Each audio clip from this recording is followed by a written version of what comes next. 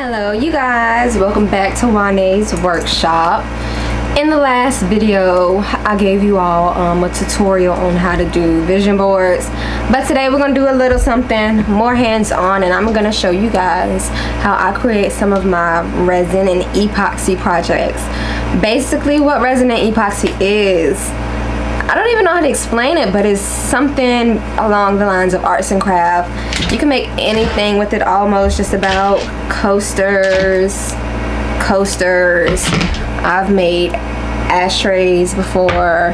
Pretty much anything you can make with resin. People do a lot of countertop things with resin. People make earrings, bangles, bracelets, rolling trays. It's the whole nine. It's so much you can do with this stuff. Okay, so with resin and epoxy, it comes in two parts, so you need both. You need the resin itself and then the hardener.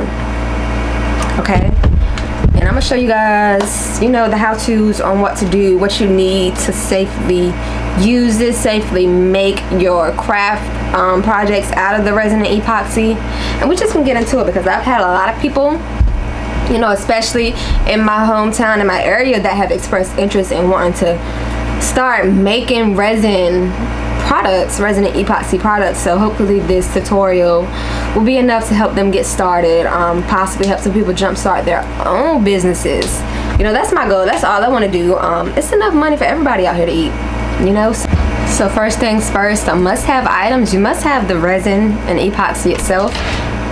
I get mine from Amazon. If you are around a store like Hobby Lobby or Michael's, they sell this in those stores. You can actually go get this out of the store. If not, if you're somewhere, you stay somewhere like me, and you don't have a Hobby Lobby or Michael's, go ahead and order off Amazon. Amazon Prime is my best friend.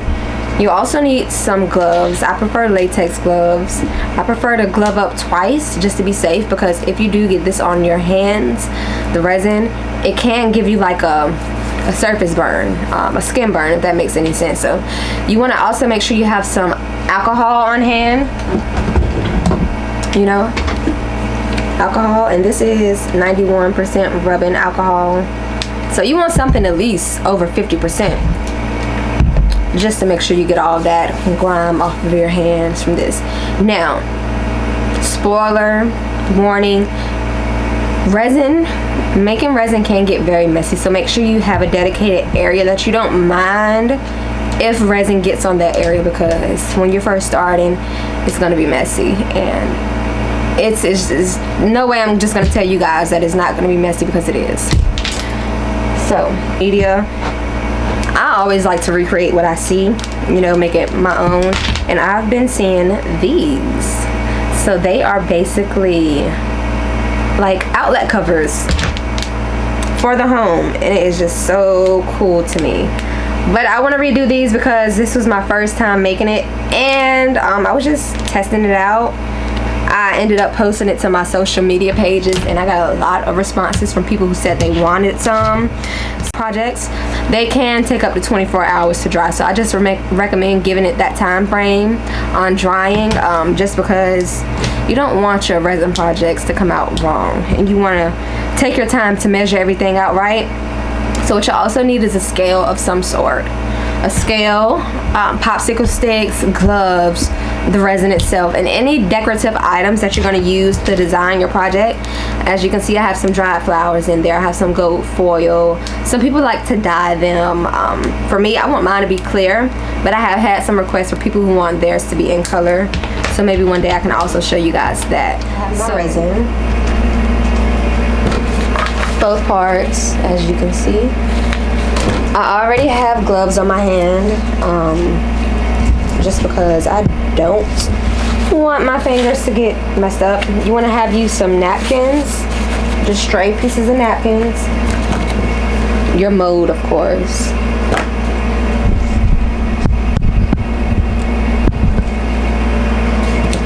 I have a popsicle stick, and it's kind of like a popsicle stick, but it has pointy ends, just to help me get the bubbles out. I also have my decorative items here. Like I have the gold foil. I have some dried flowers, a lot of dried flowers here, as you can see. And they're kind of sticking just because me working on other projects, it has epoxy on it. Now, this is up to you. Sometimes when you order the resin, they'll come with measuring cups already. But if you're a person like me, you don't have like measuring cups laying around, what you want to do is get you any type of plastic cups. I prefer clear cups just so I can see. And you want to have a scale. With the resin, before I get started, let me just explain.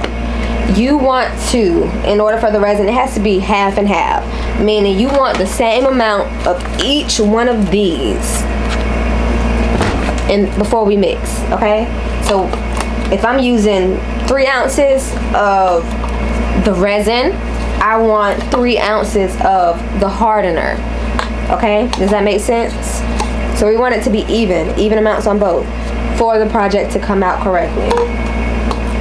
And then of course we have the molds. When you're looking at the molds, this is how they look, okay? This is the side that you want to be pouring, because when you pop it out, it'll have that shape, okay? You don't want to pour it on this side. This is the easy one to look at and tell which side. But like as far as this one, okay? You pour it on the side that has somewhere for you to feel the volume of the resin in, okay? Because you want to be able to pop it out, and that's gonna hold the shape once you pop it out. What you may also want to invest in, I got these off of Amazon. These are silicone work mats to use with the resin. As you can see, if the resin gets on these mats, let me see if I can show you. It's kind of like looking at the mold itself, or if it gets on it, it'll pop right off easily. Can you guys see that? How that dry resin popped off so easily? So if you want to protect the surfaces you're working on, I suggest you also invest in these silicone mats. I got these two for about $6 off of Amazon, so it was very affordable. Let's turn this on.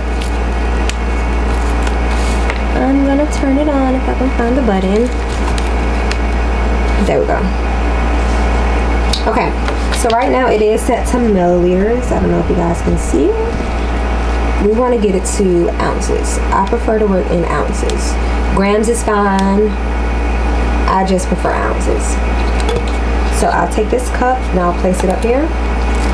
As you can see, it gives us the weight of the cup. We don't want that to be factored into our epoxy and resin ratios, so we're just going to tap tear until it zeroes out. Perfect. I'm going to open this up.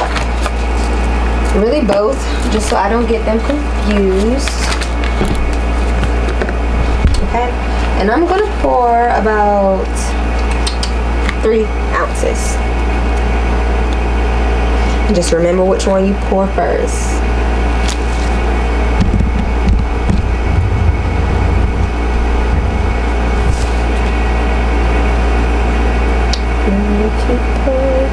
No, actually, I'm going to do 1.2.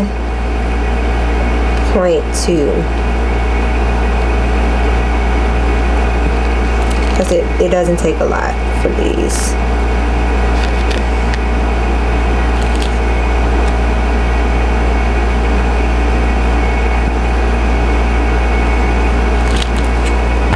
Okay. It's at 1.2 ounces. And I'm gonna move this to the side. I'm gonna take this off, place this other cup here. Now as you can see, when I take it off, it already takes the weight of the cup off because we factored that out earlier. So now that's zeroed out. Pour the same amount. This one is fairly thicker, so you'll notice a difference in the consistency of the two. One is much thicker than the other.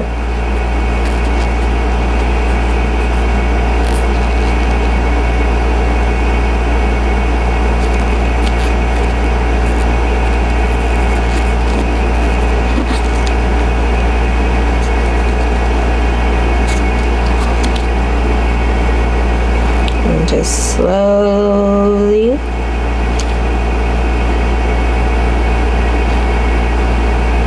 There we go.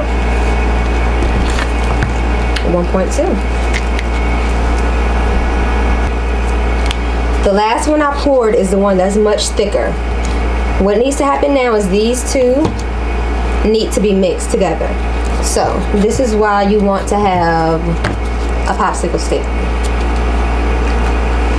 So I'm gonna go ahead and move my scale out the way. I won't be needing this anymore. This is a thicker one,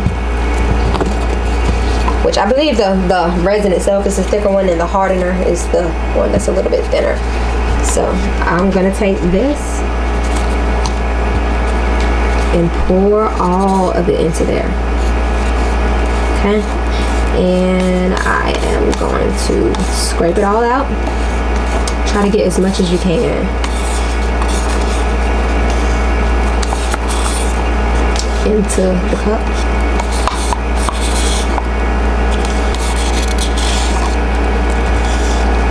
Okay, so I'm just kind of scooping whatever's left in there. It's vital that you get all of it out because it measured out at the same amount. So you want to try to get all that you can get. A great brand of resin to buy for beginners on Amazon is the Art and Glow brand. That is what I started with. It's a little more expensive than most other brands, but it works amazing. Now, what we want to do is stir this until there are no more of these clear streaks. Let me zoom in so you guys can see what I mean. Okay, we want to stir until all of those clear streaks are gone, and the time frame that kind of equals up to is 2 minutes. So we want to stir this for about 2 minutes. And I'm going to come back and show you guys how it should look once it's ready. Alright you guys, so I did want to come back and show you all the finished product. As y'all can see, we have it here. It's all dry. I'm gonna pop it out. I done popped it out already, so it's coming out really easily. Only thing I would say about this, like, it does have a lot of air bubbles, but you can get that out by taking a lighter over it while it's drying. But this is the final outcome, and that's how it will look on the wall. And I'm pretty sure I'm going to give this away, so I'm not going to put it on my wall. But you guys saw how it popped out.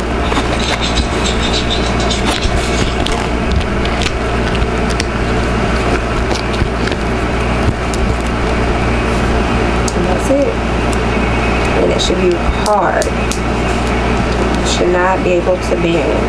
If you're able to bend it, that means your ratios of each of the resin and the hardener were off, and I would recommend using a scale to get that exact. Or bigger cups with the lines on them, the measurements. But yep, guys, it's very cute. So that brings this video to about a conclusion. I do have my daughter here, who I've featured before. You guys may know her already. She wants to show you guys a project she worked on. I worked on this project, a heart.